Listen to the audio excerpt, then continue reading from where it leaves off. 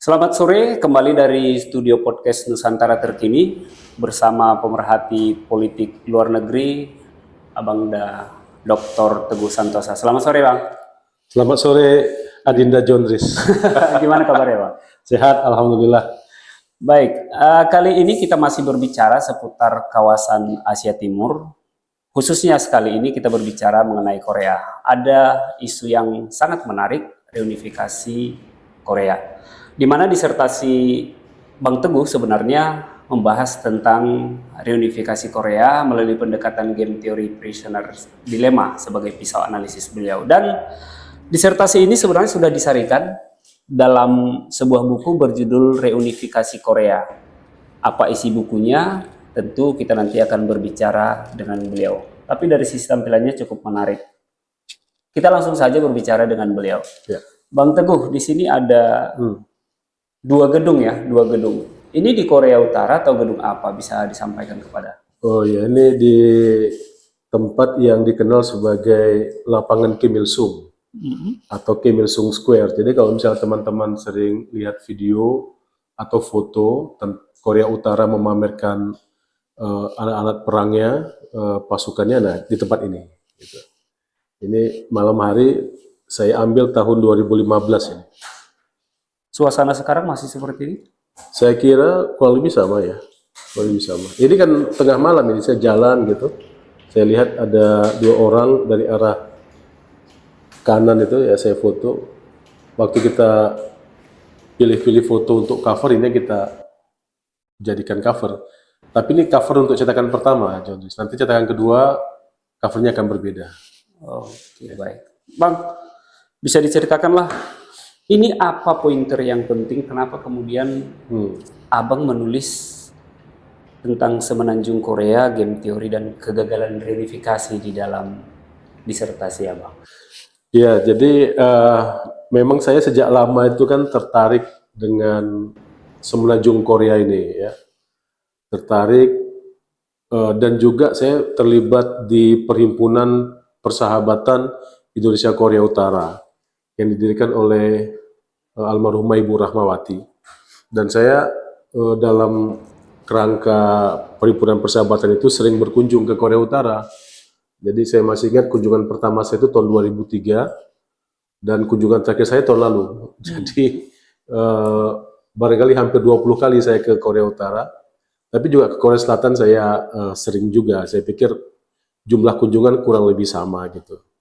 Nah, ketertarikan itu yang kemudian coba saya tulis ya, karena saya rasa saya memiliki perspektif yang agak khas ya mengenai isu reunifikasi atau penyatuan kembali Korea ini.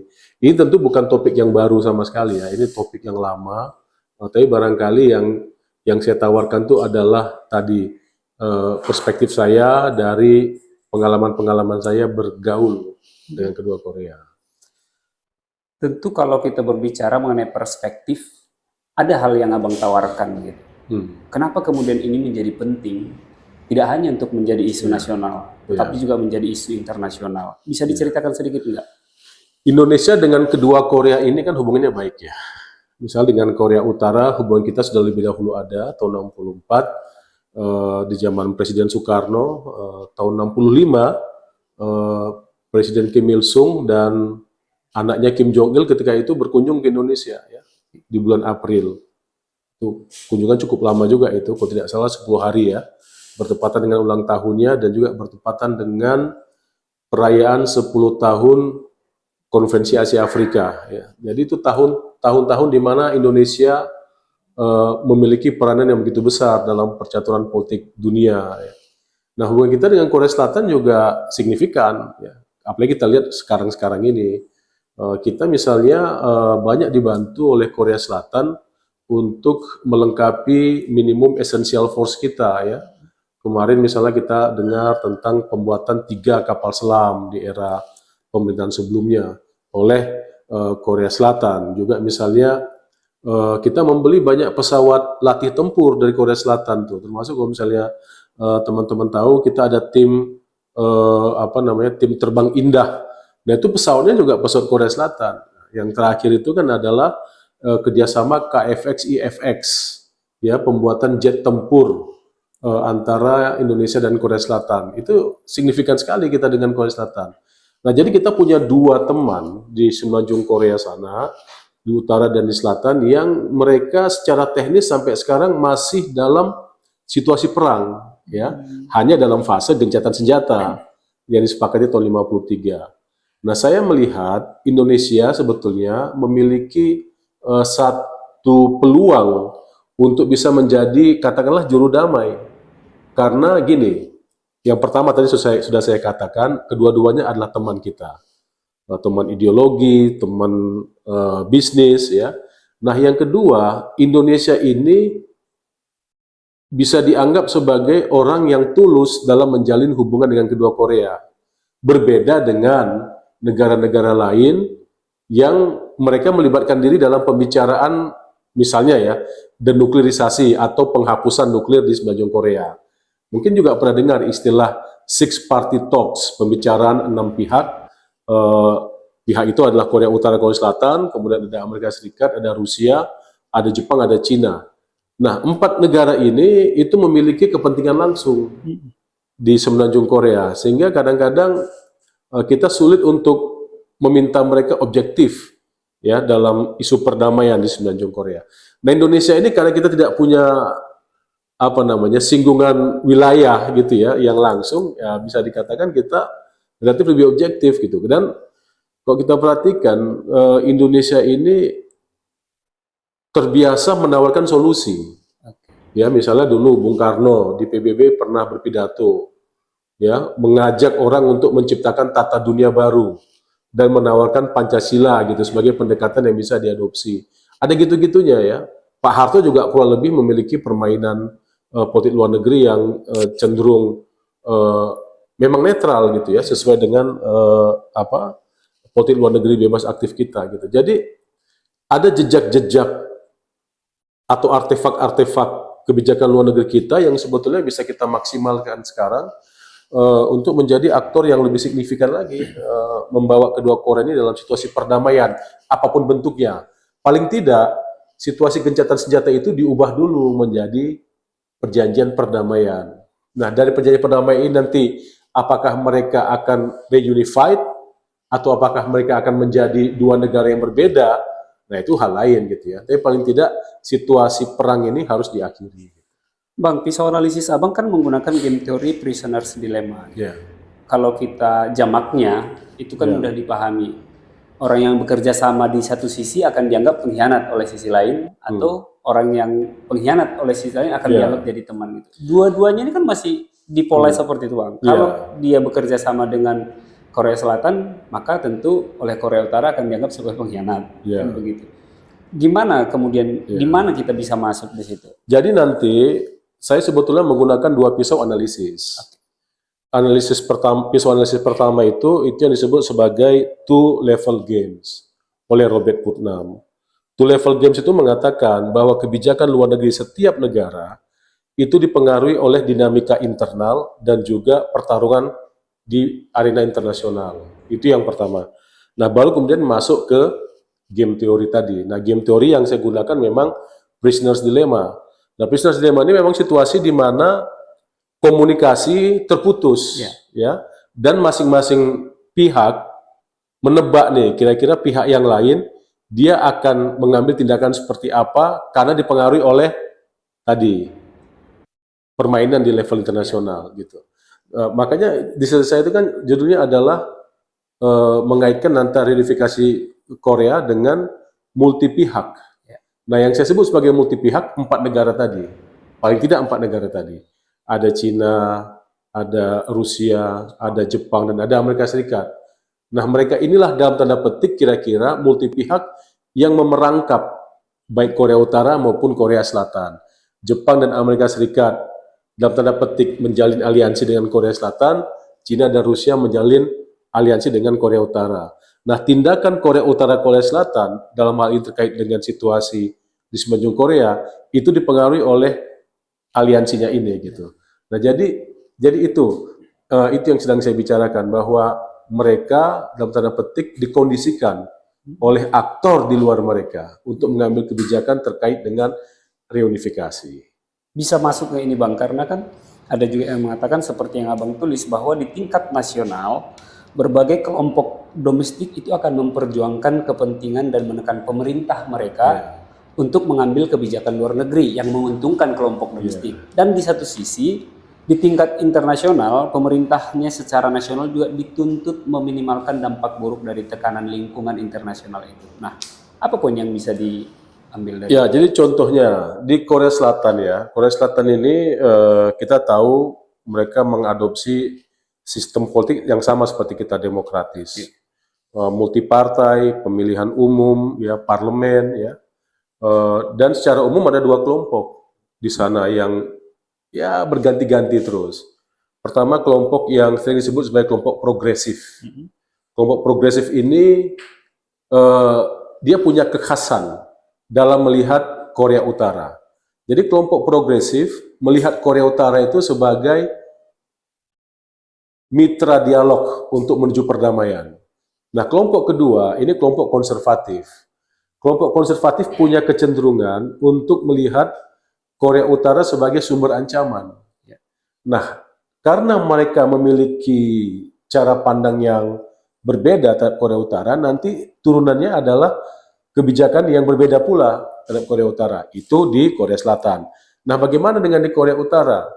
Di Korea Utara memang sepertinya tidak ada perubahan kebijakan luar negeri sejak zaman Kim Il Sung sampai cucunya Kim Jong Un gitu. Nah, tetapi kalau kita perhatikan pada fase-fase tertentu terjadi juga perubahan kebijakan terhadap Korea Selatan yang itu dipicu oleh pergantian rejim. Contoh, setelah Soviet bubar tahun 91 bulan Desember, Amerika Serikat ketika itu presidennya adalah Bill Clinton berusaha untuk masuk ke Korea Utara. Ya. Kemudian tahun 94 Bill Clinton itu mengirimkan presiden atau mantan presiden Jimmy Carter untuk bertemu dengan Kim Il Sung dan kemudian membicarakan tentang masa depan Korea Utara pasca Perang Dingin atau setelah Soviet bubar. Dibicarakanlah beberapa hal terkait misalnya soal kepentingan Korea Utara untuk membangun sektor energi, ya. Kemudian Amerika Serikat setuju untuk membantu katakanlah misalnya pembangunan pembangkit listrik yang itu tidak akan bisa digunakan untuk menjadi instalasi nuklir misalnya gitu, ya, sampai gitu. Nah, itu bulan Juni tahun 94. Bulan Juli tahun 94 Kim Il Sung meninggal dunia. Akhirnya naik Kim Jong Un. Nah, di mana-mana ini hal yang biasa. Perubahan rejim di satu negara itu akan melahirkan tanda tanya atau tanda tanya yang banyak bagi negara-negara lain, tetangganya, apalagi negara-negara lain yang punya masalah dengan negara itu gitu. Jadi begitu Kim Il Sung meninggal dunia dan Kim Jong Il menggantikan Kim Il Sung, maka muncullah pertanyaan di kalangan Amerika dan Korea Selatan, apakah kebijakan pemimpin yang baru ini akan sama dengan kebijakan pemimpin yang digantikan Kim Il Sung, ya? Karena mereka melihat ada tanda-tanda ke arah perbaikan hubungan nih di tahun 94 bulan Juni itu. Nah, tetapi di Korea Utara juga ada tanda tanya, ya kan? Apakah pergantian rejim di negara kami ini akan dimanfaatkan oleh negara luar untuk mengintervensi kami, kan gitu. Nah, karena setiap negara di muka bumi ini tidak ada yang ingin hilang eksistensinya, termasuk Korea Utara, maka kemudian setelah Kim Il Sung diganti oleh Kim Jong Il memperkenalkan kebijakan politik yang sepertinya berbeda, tetapi sebetulnya disemangati juga oleh kebijakan politik Kim Il Sung. Ini yang kita sebut sebagai Songun. Ya, kebijakan Songun ini adalah kebijakan di mana Korea Utara menempatkan sektor pertahanan sebagai ujung tombak gitu. Kenapa? Karena mereka tidak mau negara mereka yang pertama baru ditinggal oleh Soviet yang bubar, yang kedua ditinggal oleh Kim Il Sung, kemudian mereka juga kena bencana alam tahun 95, ya. Mereka tidak mau situasi ini kemudian dimanfaatkan oleh negara-negara lain dengan dalih apapun gitu ya untuk menguasai mereka. Maka mereka bersikeras. Nah, jadi Kadang-kadang ada situasi yang kita tidak pernah bayangkan, tetapi itu mempengaruhi psikologi pemimpin, psikologi rejim, ya kan, dalam berhadapan dengan negara lain gitu. Gak mau mereka diinvasi misalkan seperti itu ya Bang, makanya memperkuat di bidang militer. Ya kan orang boleh curiga, ya kan, sama lah misalnya dulu banyak pertanyaan, misalnya waktu kita kena tsunami, Ya. itu kan juga terjadi perdebatan di Indonesia, apakah tsunami ini yang kemudian menimbulkan rasa iba oleh di kalangan masyarakat internasional itu juga akan digunakan untuk dalam tanda petik mengintip ya hal-hal yang barangkali orang lain pikirkan gitu. Atau misalnya waktu ada kecelakaan pesawat Adam Air, ya kan? Tim bantuan itu dari negara lain juga dikhawatirkan dia banyak isu lah dalam negeri ya. Nah, terus tadi aktor internasional, kita lihat nih misalnya Amerika Serikat. Jadi perubahan rejim tadi ya, perubahan rejim di Korea Utara, di Korea Selatan itu mempengaruhi diskursus. Perubahan rejim di Amerika Serikat juga mempengaruhi diskursus. Perubahan rejim di Rusia, bahkan perubahan negara dari Soviet ke Rusia, Cina juga begitu, ya kan? Jepang juga begitu gitu ya. Jadi perubahan-perubahan di lingkungan domestik masing-masing mereka, juga perubahan di lingkungan internasional itu mempengaruhi diskursus ini. Nah, disinilah kita diminta untuk menebak-nebak skenario mana yang paling pas ya. Yang kata kuncinya sebetulnya adalah perdamaian. Apakah bentuknya reunifikasi atau unifikasi atau menjadi dua negara yang berbeda? Nah, itu yang akan kita lihat nanti. Sebegitu seriusnya Abang dengan reunifikasi Korea, tentu orang akan bertanya, kalau itu terwujud, apa pentingnya bagi kita? Pentingnya bagi kita begini, tanpa mereka reunified, kan kita juga memiliki kepentingan. Tadi saya sudah contohkan, Korea Selatan itu signifikan buat kita ya. Berapa banyak investasi dari Korea Selatan di Indonesia dan tadi segala macam hal yang kita sudah lakukan. Dengan Korea Utara barangkali hubungan ekonomi kita ya bisa dibilang tidak signifikan atau sangat tidak signifikan gitu ya. Tidak ada trading, tidak ada FDI misalnya di antara kedua negara. Nah, tapi kita punya modal ya, karena kita punya modal. Modal kita di panggung internasional itu masih banyak yang merupakan warisan dari era Soekarno, nah, termasuk Korea Utara ini gitu ya. Jadi kepentingan kita kepentingan citra kalau dengan Korea Utara kalau menurut saya. Nah, kalau misalnya mereka bersatu, lantas apa? Nah, barangkali pertanyaan pertamanya bukan kalau mereka bersatu, tapi kalau misalnya mereka bisa berdamai. Ya tadi saya bilang, yang penting kan mengubah gencatan senjata itu menjadi perjanjian perdamaian. Bahwa nanti setelah itu mereka berpikir untuk reunifikasi atau tidak, itu hal lain. Tapi paling tidak menciptakan perdamaian gitu. Nah, Korea Selatan misalnya sekarang, mereka juga berpikir tentang bagaimana menambah lahan, ya, kemudian menambah SDM, ya, untuk bisa membuat pertumbuhan ekonomi mereka tetap sustain, ya. Karena sekarang kita sama-sama tahu beberapa negara ekonomi maju di muka bumi ini mengalami persoalan dengan demografi, aging society, ya. Cina sudah mengalami juga, Jepang lebih dahulu, Taiwan juga begitu, Amerika juga saya kira punya persoalan gitu ya. Jadi dan anak-anak mudanya sekarang di Korea Selatan mereka juga berpikir mau hidup enak tetapi biaya kan makin tinggi. Nah, tetapi kalau misalnya terjadi perdamaian atau reunifikasi, maka mereka bisa katakanlah misalnya menjalin hubungan atau membangun ekonomi di utara misalnya ya. Dan ini kan pernah dicoba juga ketika zaman Kim Dae-jung dengan membuka kawasan ekonomi khusus di Kaesong, ya. Jadi perusahaan-perusahaan Korea Selatan beroperasi di sana, pekerjanya dari Korea Utara gitu, ya. Tapi ini di satu era di mana perdamaian itu menjadi sesuatu hal yang mungkin sekali gitu. Walaupun kemudian tiba-tiba jadi turun lagi. Dimungkinkankah ini ada jangka waktu menurut Abang yang akan terwujud atau bukan sesuatu yang tidak mungkin, karena kalau kita lihat ya, tadi itu saya bilang, kalau misalnya yang berkuasa di Korea Selatan ini adalah rejim yang progresif, maka hubungan antara kedua negara lebih baik biasanya.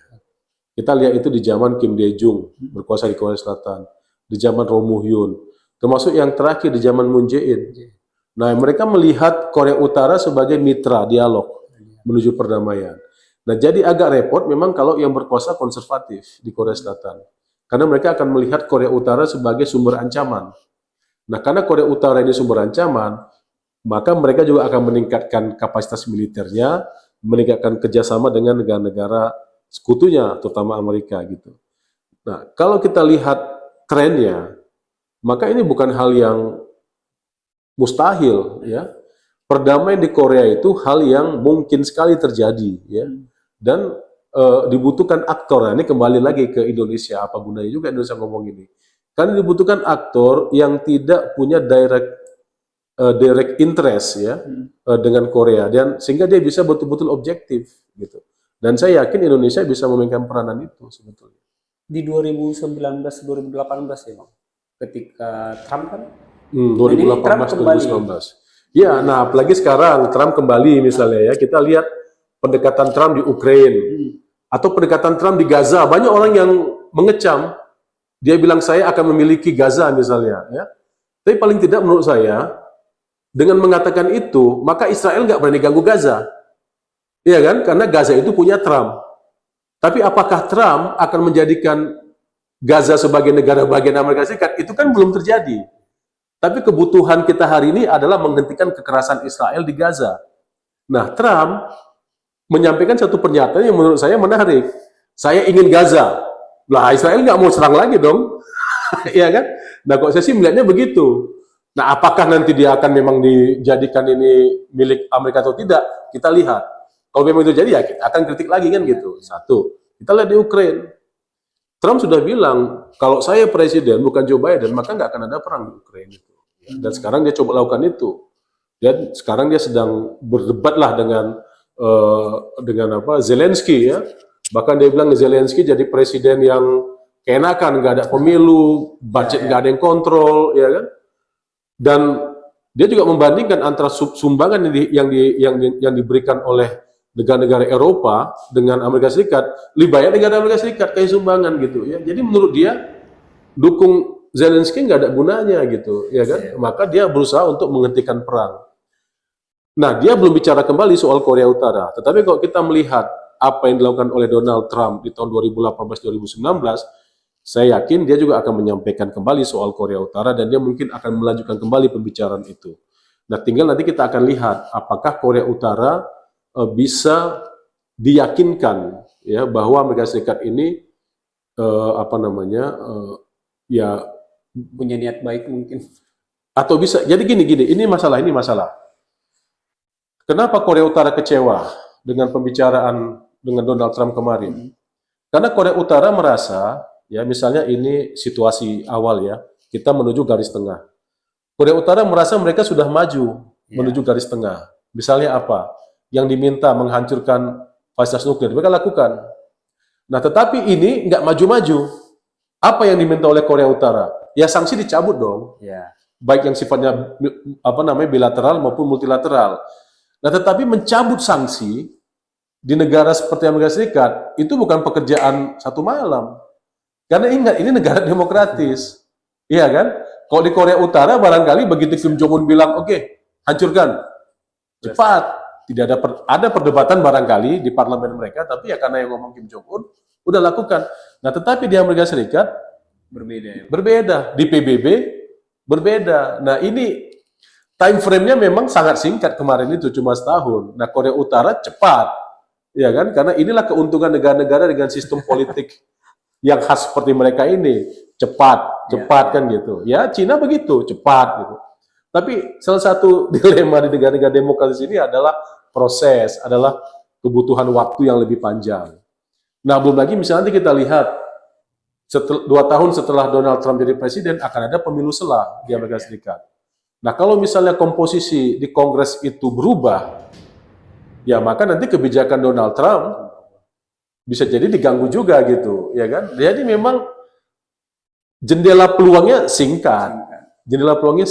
Tapi lagi-lagi ya bukan satu hal yang tidak mungkin. Nah, dalam situasi yang saling kunci inilah menurut saya Indonesia itu bisa menampilkan keinginannya bahwa kami bisa menjadi aktor yang paling tidak meredakan ketegangan gitu. membangun citra seperti yang sampaikan ya. Citranya di sini. Buku reunifikasi Korea sudah sampaikah ke diketahui pihak Korea melalui duta besarnya di sini atau gimana tanggapan mereka? Saya rasa udah ya, Korea Utara sudah, saya rasa Korea Selatan juga sudah. Apa kata mereka tentang seorang Bang Teguh? Nah, jadi gini, mereka bilang fine-fine aja, terima kasih Anda punya perhatian.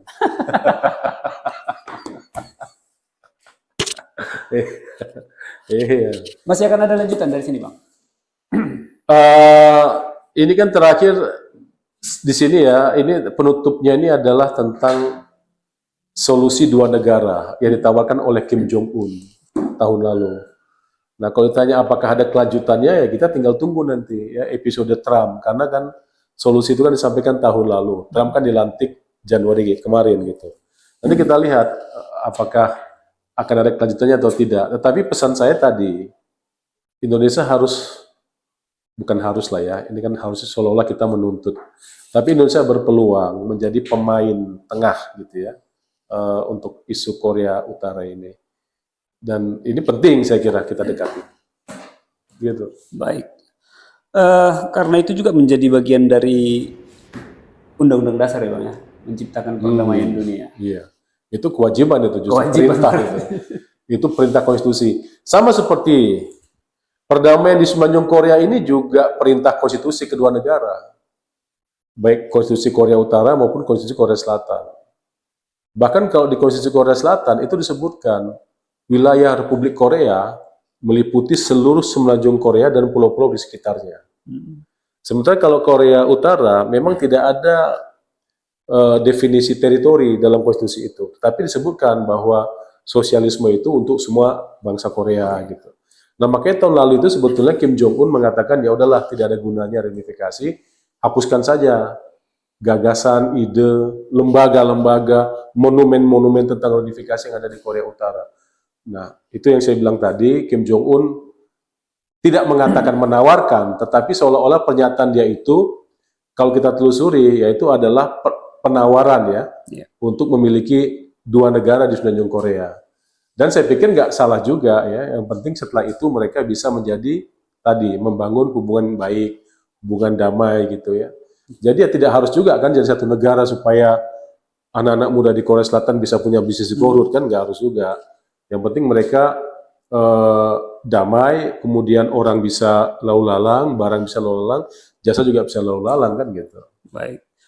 Berbicara mengenai Korea selalu ada poin-poin, selalu ada pemikiran, selalu ada kesimpulan di berbagai tergantung dari individu masing-masing. Tetapi setidaknya menurut kami reunifikasi Korea yang digagas oleh Dr. Teguh Santosa menjadi salah satu menjadi pemikiran internasional yang bisa membuat perdamaian di Semenanjung Korea menjadi hal yang kemudian bisa terwujud. Dari studio podcast Nusantara Terkini, saya John Riz Purba dengan Dr. Teguh Santosa sudah menyampaikan ide dan gagasan serta apa yang menjadi keunikan di dalam buku reunifikasi Korea, dan semoga ini bisa menjadi perhatian kita semua. Akhir kata, selamat sore, salam damai untuk kita semua. Mantap, Riz.